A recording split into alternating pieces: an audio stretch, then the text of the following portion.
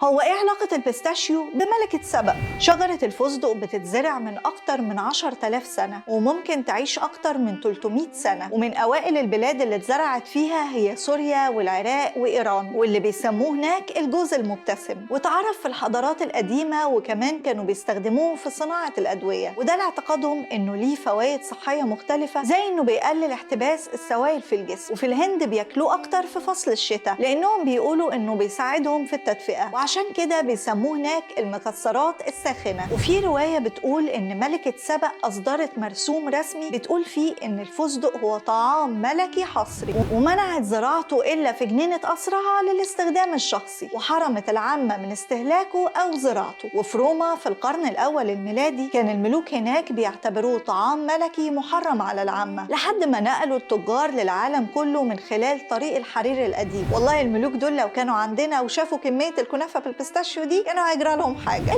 المهم